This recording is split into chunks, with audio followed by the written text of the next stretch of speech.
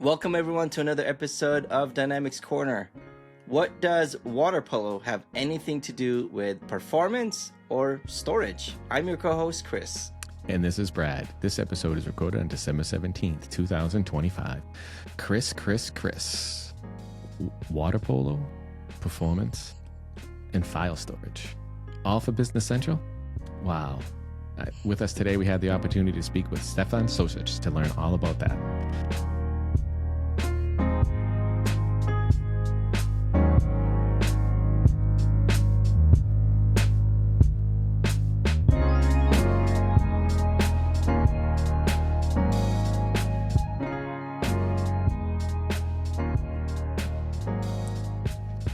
Hello. Hey, good afternoon. How are you doing? Hey. Very good, and you? Very well, thank you. I like the light. Do you know, last time we spoke with you, you told me about the light that you had. I bought it. Yeah, now single color, not multiple one. Yes, I have a single. I did the blue, trying to be like Business Central blue, and I put it in my office. I put it behind me, but I really like that light. The teal one, all right? Yes. I like it because it has so many different settings. Like you can do like police car, you could do strobe light, you could do any. Stefan, you and I are matching, man. We're matching colors. Yeah, exactly. You are missing, Brad. Yes, well here, I have it on the floor. There's a blue or a shade of blue LED light, but you can't see it for some reason. If it were nighttime, I could, but I also, because I have the lights in front of me, I think it takes it out. But I'll do that for next time. I think I'll have a dark room with the lights in the background. So, that's good. So I like it. The lighting is big. I've noticed that with a lot of other individuals. They have nice lighting. It softens it up. I like to do some work It gives some touch to the setup. So I usually like. Yeah, no, it's good. Background lighting's important. I wonder how many people have, right? You have this nice background set up with the lights, but if you could see the front of them, like I picture there's like boxes. Oh yeah, it's all mess. There's clutter, there's vacuums, hats. It's all a mess. Like if you saw my desk right here, I have a hat, I have sunglasses, I have handkerchiefs. I think that's one of the reasons why I moved my desk. If you for those that have been following us for quite some time, usually I'm at my desk and you can see this couch behind me. And it kind of made sense at this point because Brad's background, he has like two couches there, two seats, and of course the podcast is Dynamics Corner. It was a reference Dynamics Corner chair, right? And I'm like, wait, I'm not really sitting in any chair. I'm not in any corner. You could see the couch, so I end up moving back here, and I'm in the corner on a corner chair, couch. So I'm trying to get my good background there with my light too as well. And nobody puts baby in the corner. Well, yeah, that's right. I'm putting myself in the corner. Well, lots of movie references coming up. It's that time of year, excuse me, movie season. Well, thank you for joining us again. Been looking forward to speaking with you about a number of things as we had talked about last time. But before we jump into the conversation, would you mind telling us a little bit about yourself? So same as last time. So thanks for having me once again. So I'm Stefan. So Microsoft Business Central MVP, and focusing on the development part of the Business Central technical part, and slowly touching some parts and publishing regarding the functional sides, but mostly focusing on the technical. And there's a lot with the technical side. I think with the changes within development and even the application, I think a lot of people are moving, from the technical side, jumping more into understanding and have a better grasp of the functional side as well. To be basically a good developer, you need to know both functional and development side. That's not a question at all. So. Absolutely, because I think you can develop better solutions if you understand how the application truly works and how it flows, which is important. And man, is it changing rapidly. Speaking of rapid changes, I know it's been a little while. You have your wonderful Directions shirt on. I do have a couple topics we wanted to talk about, but Directions to me, it was a short period ago. Yeah, Directions was the last conference for this year, and also the conference before my vacation. So that's it for this year, except this podcast, of course. Nice. But nice. Yeah, after this one, you're winding down. That's it. I need right? to figure that out. How do I do this? You get a vacation for the rest of the year type thing. I have to just figure that out somewhere.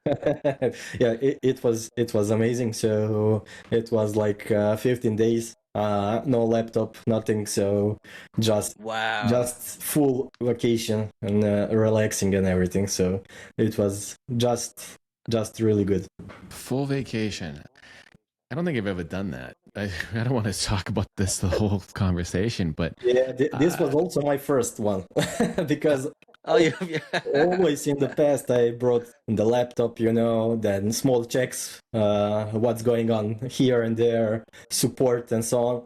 But this time, like nothing. So I just want full to enjoy. So congrats. So you had 15. You had 15 days of full vacation.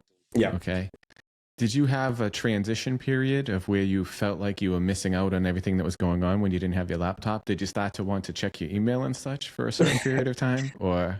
Well, I always check the mails. That's like some things I do at the night, but the day when you return is always chaotic. So that's always like that. No matter how much you catch up while you are on vacation, it's always chaotic. So you basically need at least 3-4 days to get on the track somehow. But I would say a full week afterwards, so just to catch up with everything and to move to something normal.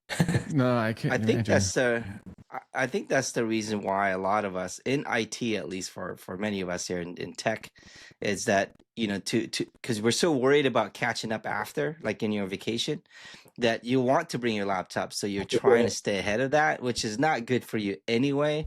So it took me a long time to kind of understand that. My phone is still with me, however, but it took me a very long time to like stop bringing my laptop. And of course, my family reminds me too, like, hey, can you not bring your laptop? Yeah, I think it's important to have those. But it's always like from the family side, like, oh, you're bringing again the laptop. You will work. Yeah, you have to, I think, step away. I think with me, I don't think I've ever really done that. I think I will do that. And I think I feel like you could have a few days of, you feel like you're missing out on something of, not having your laptop, not being connected. And then I think maybe a few days before you come back, I think you start to stress out going, oh, all this stuff I have to do when I get back. So to go back to Directions EMEA, what was some of the big things from Directions EMEA for you this year? Yeah, well, the biggest thing is, of course, my new model, which I will bring into the base app. So it will be not basically into base app, it will be a separate module, but it will come as the standard application, so you can install it. So definitely that was the biggest thing, which took like a lot of time this year to prepare that module, to polish it up and so on, so we can so I can, with Jasper from Microsoft, together present the solution. And basically the point was to collect as much feedback as possible, because now we are in the state where we are doing some final touches. So it's really important that we also collect the feedback from the community. Have we missed something? Is there something from real case scenario, what is happening daily, and so on? So it's easy when you take a look from one side. That's always the easiest, but you don't know the full picture until some edge cases show up and so on. So because of those edge cases, that took long for the module, and also those edge cases like permissions managing on the external storage. So yeah, the application itself, it is external storage module, so floating from the Business Central. So main point was that nearly a lot of customers, if not all, struggle with storage. if they have attachments. So at this first stage, we are going with offloading attachments. Then we are moving forward with other things. But that's like real big issue. I know that from the real world, it is also preventing a lot of customers going SaaS, and that's what we want to change. So of course, everybody should move to SaaS without really big bills for the storage and so on. So I know that customers which couldn't go on SaaS basically do that. And now with this module, you can offload everything externally and move easily to SaaS.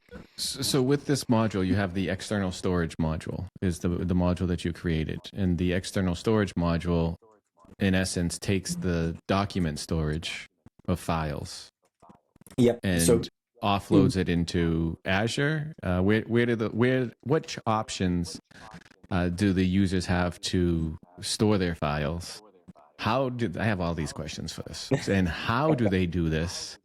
And within Business Central, can they still view and access the documents as if the documents were within storage within Business Central online?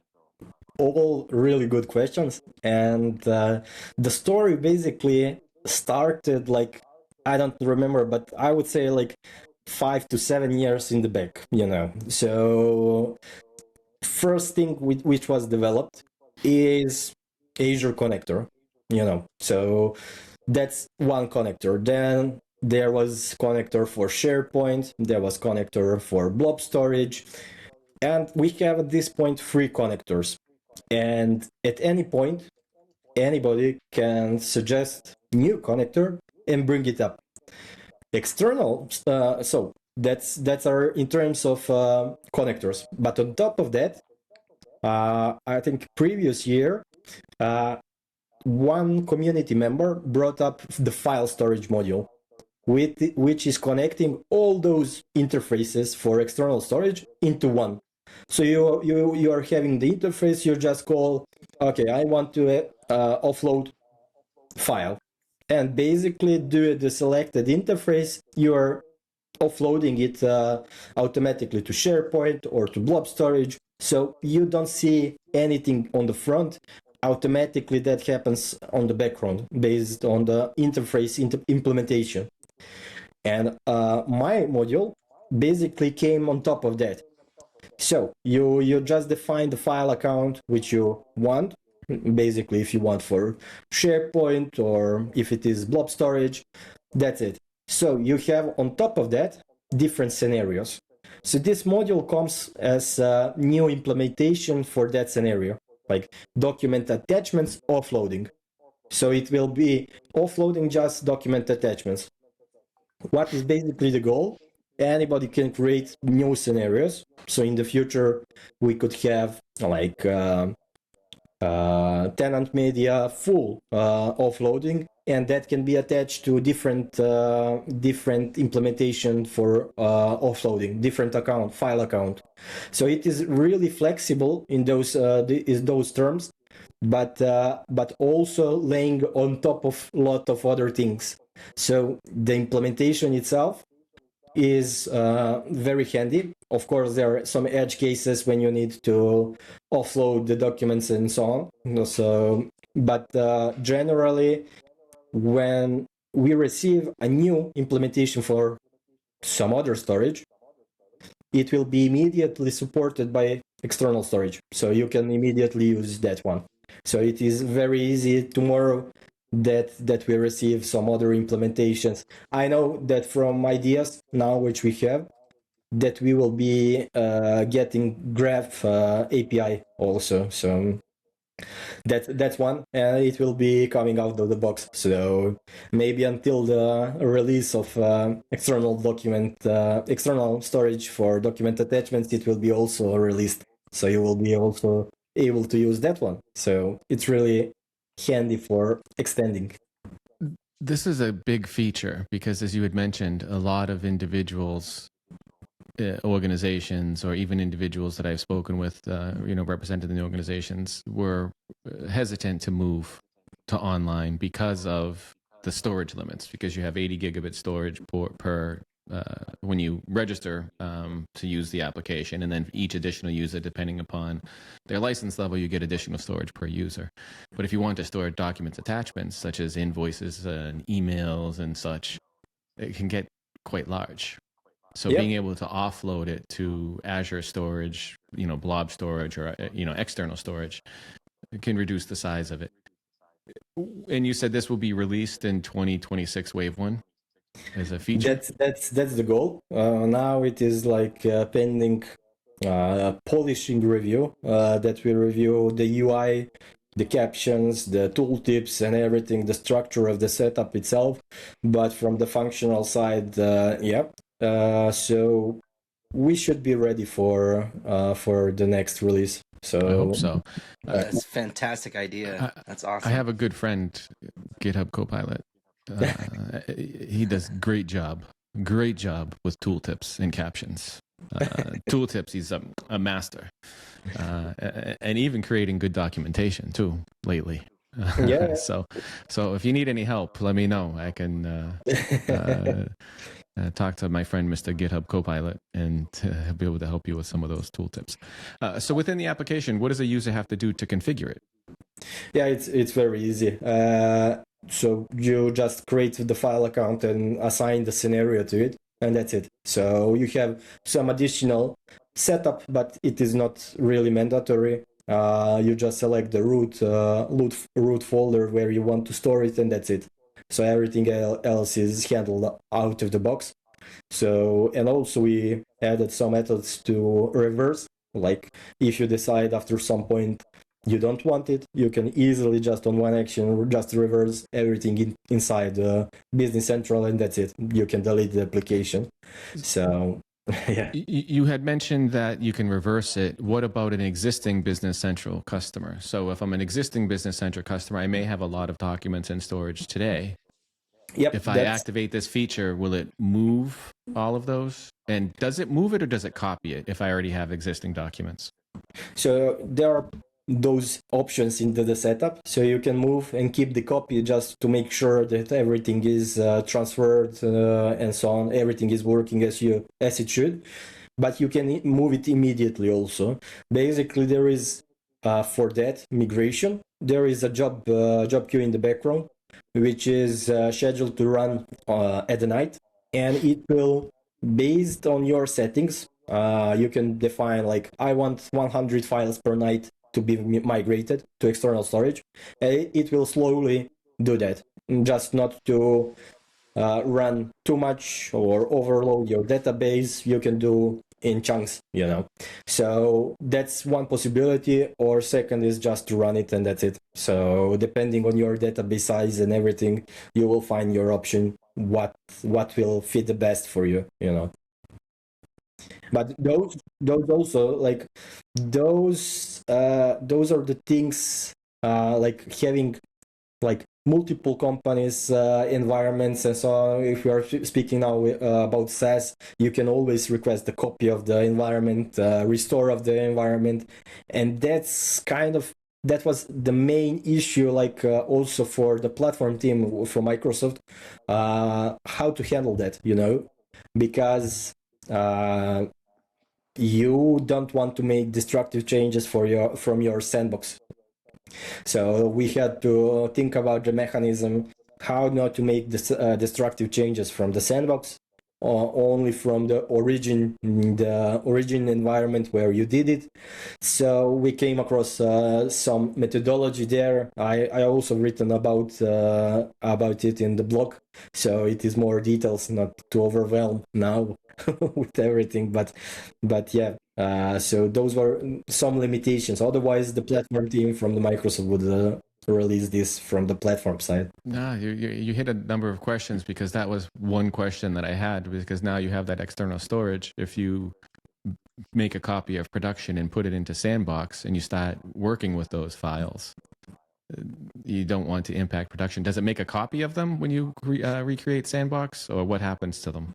So I brought up the idea that we get the tenant ID, we get the environment name, we get the company ID, and everything we hash. we hash with SHA algorithm, and then we trim some parts just to provide the uniqueness, and we put everything in that folder. So it is separated from everything else. When you do the restore, it won't copy anything, but it won't allow you to do destructive change. If you do destructive change, it will copy on your side. So if you want to modify or delete, if you want to delete, it will just destruct the link to that old point. But if you want to have the copy on the new environment, you can run the job and it will just run the copy from one folder to another. So the destructive changes never happen, but you can migrate to multiple environments, copy to different companies, and so on out of the box. Oh, that's great. And with this, now that you have these documents, and documents can be many different types, I'm assuming, because you can have many different types of documents within Business Central. Are they accessible from outside of Business Central now? Yep. So basically, that's also one good approach, because if you store, for example, some Word documents, let's say we have contracts for employees or something like that. We store it externally, for example, on SharePoint. Everybody on SharePoint can contribute. So you get you can share that file with the link. Everybody can edit it and create it the final version, and that will immediately be in the Business Central itself. So you get like collaboration module, because otherwise you couldn't do that in the Business Central itself. So you can collaborate externally with these files through the storage.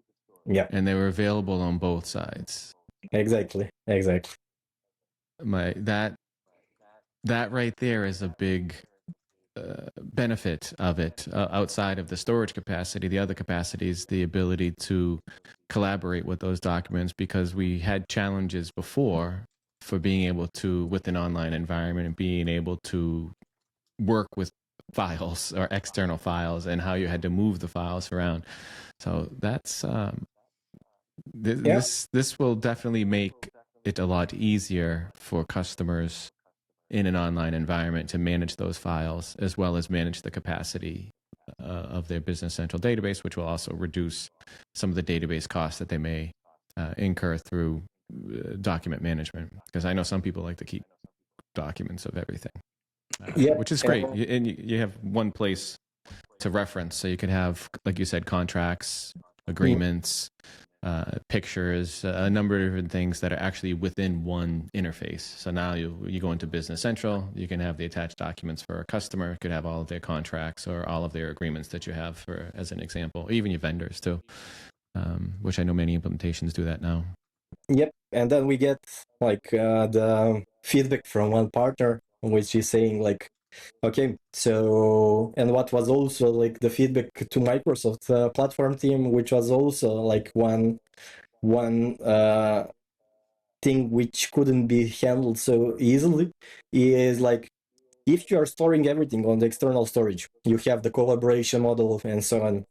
So you have then everybody having access to that file, and maybe you don't want. So you don't want your finance team to have access to contracts, or maybe warehouse team only to have access to warehouse documents and so on. So you don't want to mix those things. So that was like the permission side issue. So how we solved that, and we was able to solve that.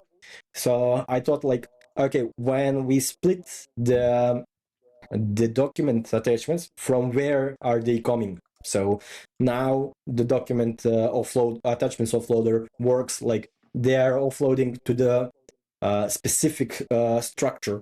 So we are offloading by the table ID from the document attachments. So if you are having document attachments from the customers, it will be in the separate folder customers. So you can assign the permissions. Okay, I want this guy or this team having the permissions to this folder. So not everybody will have access to just one main folder and that's it. So that's impossible to manage the permissions like that. So you manage the permissions by segregating or separating the files into separate folders. And you're doing it by table ID or a table reference, which you manage the permissions based on what the permissions they have in Business Central. What about permissions on the other side? On the other side, yeah, they can work with permission sets. That was always the easy part. But when we was stuck, it was like, okay, we have the permission set, and you have somebody which doesn't have permission set in Business Central to some certain area, let's say invoices. How you prevent that user to go to SharePoint and see that invoices? And then we said, okay, let's split it and then manage the permissions differently, like per folder, and then it fits to that picture. Okay. And you mentioned you do it by table. And again, there's a lot of partners that have their own solutions. There's a lot of ISVs that have their own solutions, and even a lot of customers create their own extensions within Business Central. Is this available for anyone who's doing development to extend Business Central? Can they incorporate this file management with their tables? Yeah, basically, this will work out of the box for whole Business Central. So what I mean with that, so we are gathering from the standard table document attachments the table name. And we are creating the folder based on that. When you extend that to your table name, it will be also created a separate folder. But let's focus on managing the files. So we created also all places where you do like document attachments, the content dot let's get from stream. It will automatically pull from external storage if there is external storage file. If there is not, it will pull from Business Central. So basically, when you develop like it is on your local Business Central database. So no changes, and the module itself handles everything. So if it is offloaded externally, everything will work. So there is no difference. And if I do create an extension that offloads the files attachments externally, when I remove the extension, if I have the option to delete the data, does it also, if I select the option to delete the data when I remove the extension, does it also delete the attachments, or do the attachments stay there, and is there a separate orphan process that needs to be executed? Yeah, that part is really good part, so to say. So we didn't cover that for uninstall of the app, but we did cover like unassigning the scenario. So if you assign the scenario, you offloaded the documents, you cannot unassign from that file account. But that would be also really good, maybe to prevent uninstall of the application if it is already offloading some documents. So that's one good idea to have. That's good. You know, a lot of people like to uninstall the extensions, if they're not using them or anything. No, that sounds like a great module. I'm looking forward to seeing its release, hopefully within wave 1 of 2026.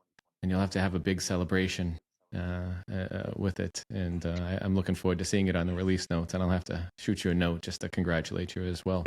Nice. So what other big takeaways do you have from EMEA? What were some of the other big key events for the upcoming year for Business Central that stood out for you? Yeah, well, basically a lot of things. I think like a vast majority of things is the AI era. So everything is focusing like on AI, and that's no secret. So there will be like lot of investments in that area, not too much investments in this regular development like this module and so on. But the vast majority of the sessions and also the content and everything was regards to the AI, and I don't think it is bad. So it is great, and you should catch up. And basically, the future of development is also to have also AI help you. It cannot replace you, but it will definitely help with a lot of things. And Oh, it does. yeah. Absolutely. You hit that perfectly. I think if you're not using it, you should definitely start, because you're behind, and it's not that you'd be replaced. It's somebody using AI will, because Yeah. the speed at which you can now produce quality applications, and it's not just within Business Central. I mean, AL, I'm surprised each day. I'm surprised at what can be done with an AL. And as I had mentioned, nobody likes to document. The documentation and the prerequisites and everything that I get after working on something, and you have it create the documentation, is amazing. It's just the little things like that can save a lot of time outside of maybe even some of the basic framework stuff. I think it's still a good value. It's a huge value, and it's a huge time saving for developers as well as customers. Customers, anyone who you're creating an extension for, whether you're working on an ISV application, you're working on a core module for the application, a partner doing something for one of your customers, or a customer that's even doing internal development. It's a huge time savings, and it allows for faster development, faster deployment. And again, as you had mentioned, you need to make sure that you do have somebody review and go through it just as you would any code. See, this is where people are a little, I think, harder on AI than they are on other people. And I think it's just because of that human connection, because humans make mistakes. That's why we have code reviews. That's why we collaborate. That's why we, share and review. AI can make mistakes. They just make mistakes faster, but you still need to review, collaborate, go through those same processes. Like it's not, I think some people think when they talk about like doing AI development, they look at it as, okay, well, AI is just going to develop it. I'm going to set it, forget it, and be done with it. No, they do development. You still have your development lifecycle process. It's just faster. It's the way I look at it. Mm-hmm. It's not different. It's having someone create code, or something. In this case, I call it someone now because I talk to it. This week, I'm going to switch over to using voice to try it out. I was talking with Steve Endo. He was telling me about Whisper, and then also the VS Code add-on, with the microphone. I think I want to try it out just to see if I can go and, just develop and such, and talk to the Copilot agent with voice only. So we'll see. Yeah, one takeaway from email was also regarding the AI, and the AI created the Stefano and Giulio presented one session which was like creating the separate module, which is now, it was published I think during this week or last week by Freddy. Now Directions took that app and put it as collaboration module so everybody can contribute. It is regarding management of customer environments, and basically what Julia told me is that they used AI, of course, and it created like 95% of it. So it can, with good inputs, create really good stuff. If it is not perfect, it is far from perfect, of course, but that's what you also told. And I think also it is really good to speed up the process, like create a really good structure, and then you review it and improve it. So, but the boring tasks, like creating 10 tables, very simple task, like that will go very, very fast with AI, and very good also. What it may not go very well is the logic, like you will have some logic issues, like when you start using that app, you will see one error, second error, third error, and you should not see that like as like that's very bad or something. Those are, in most case scenarios, really small mistakes, like few lines of code. You just change it, restructure it, publish, and so on and so on. It needs to go like through proper review. But I also think that it should be used by seniors mostly, because you get when you are junior or like mid-year, if AI writes you a code and you don't understand it, that's really bad. Like that is a good point, and it's true with the AI creating the code and reviewing the functions. I do think it's more challenging for Business Central with AI because you have to work within a framework and you have to understand the application. And your point of being a senior is important because you understand the fundamentals. But it also goes back to something we started talking about at the beginning of this conversation, where developers need to be strong with functional and architecting, because when you go through that AI experience, you have to guide it and prompt it to create a solution. And the more you understand and how you can architect and then translate that to be able to put it into a prompt is important. So you have to have understanding of logic. You have to have understanding of architecture. And as you had mentioned, nobody wants to create 10 fields and put them on a page. And nobody wants to create a card page and a list page for the table that they created. Right? That's all, with adding all of the caption, adding the tooltips, adding the properties. It becomes I don't want to say boring. It's just time consuming, and you don't get to time consuming. Yeah, no matter how good you are as a developer, it takes you time. So it takes you time, really. So they're doing a webinar. The webinar is actually going on right now. I was hoping to catch it, but that's right. It's going on as we're recording this. They're doing the webinar, but I'll catch it again. They do a great job of rebroadcasting some of those webinars, and I usually put them on in the evening or when I'm doing other things, so I can listen to them and catch them as well. So any other the biggest point that came out of that was the logo. Yeah, the logo.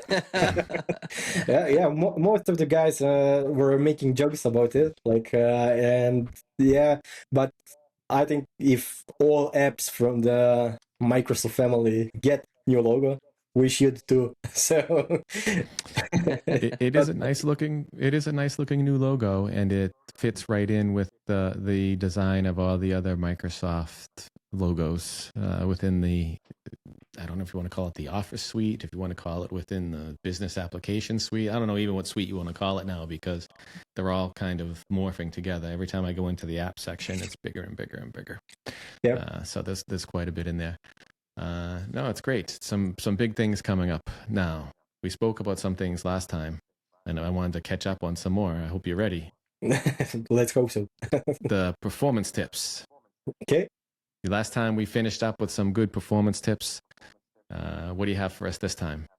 For this time, not too much. So I'm preparing something like also with AI. Like the point was also like from what I discussed with also Microsoft and others, would be really great to have like some MCP or something which can review your code and make like your suggestions for performance side, not only performance but other things also.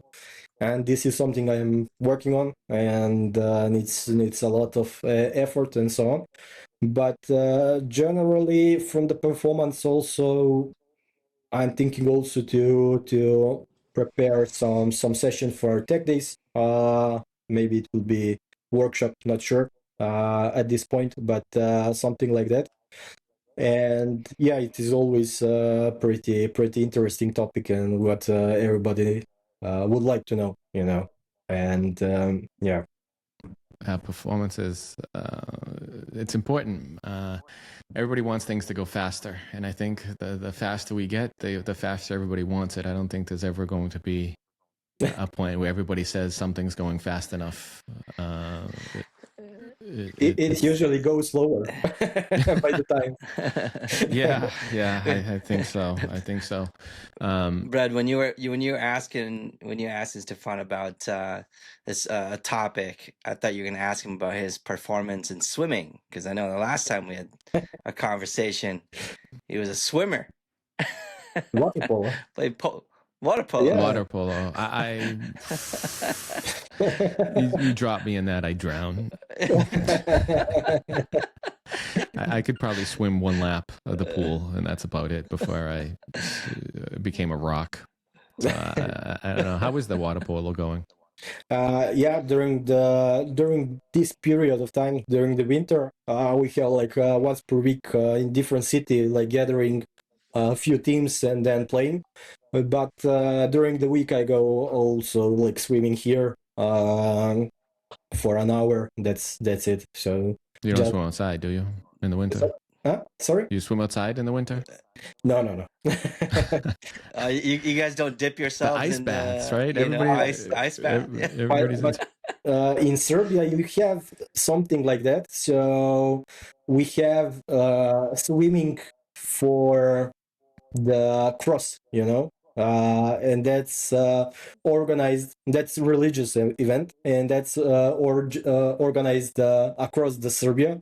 And you have in each city, like they find either the lake or river, and this is January, so Frozen. it's frozen and it is snowy, so you get a gathering of like 50 100 people depending on the place where it is organized, and they are jumping in and swimming for the cross. Ooh. I don't know if I could do that. I guess once you're in, you're in. But I think the psychology of getting in and then getting out. Yeah, Right? well, Once you're in the water, it's one thing. But once you're getting out from the cold water into the cold air, you become an icicle. you don't know what is colder. I wouldn't want to do that. You're trying to determine if you should go back in the water or stay out. Yeah. It's so cold. Yeah, I'll stick to my nice warm Ice bath. No, I can't. They say, from what I read, when I say I've read that taking a cold shower is good for you, or when you take a shower, to put the water all the way to cold and let it sit for a few minutes. It's almost like an ice bath. I guess it's better for circulation. I guess it's better for a number of things. Yeah, We don't but have cold water here. back then when I was training really good water polo, we was going to different tourneurs and so on and so on. So, and when you go there, the trainer always was like, who doesn't jump in doesn't play, and we didn't always played in too hot pools, so we had some really cold pools sometimes. I don't know. Like I said, it's I did the thermometer on my water here when it's cold. I think it comes out at like 75 degrees, 80 degrees. So it's not cold nice. like up north, and also where you guys both are during the winter time. Well, Stefan, thank you very much for taking the time to speak with us today. We really do appreciate it. And I'm looking forward to the new module. Hopefully we'll make it for the 2026 Wave 1. With it being December, I think you still have some time, but I know they have their cutoff pretty soon, so they can make sure that they have everything finished up over the next few months for the release. But thank you again for all that you do. Thank you for taking the time to speak with us. We really do appreciate your time. And if anybody would like to reach out to you to talk with you a little bit more about water polo, the file module, or any of the other performance tips that you do, because you do share some great tips on your blog as well, what's the best way to reach you? Yeah, basically the best and easiest way would be the LinkedIn, and then we move forward somewhere, or mail. But yeah, it's publicly available, but the LinkedIn is more easier, so to say. Oh, great. Thank you very much. And also have a great holiday. Talk with you soon. Ciao. Yeah. Thank you. Later, Stefan. Bye. Thank you. See ya. Thank you, Kris, for your time for another episode of In the Dynamics Corner Chair. And thank you to our guests for participating. Thank you, Brad, for your time. It is a wonderful episode of Dynamics Corner Chair. I would also like to thank our guests for joining us. Thank you for all of our listeners tuning in as well. You can find Brad at developerlife.com. That is DVLPRLIFE.com. And you can interact with them via Twitter, DVLPRLIFE. You can also find me at matalino.io, MATALINO.io. And my Twitter handle is Matalino16. And you can see those links down below in the show notes. Again, thank you, everyone. Thank you, and take care.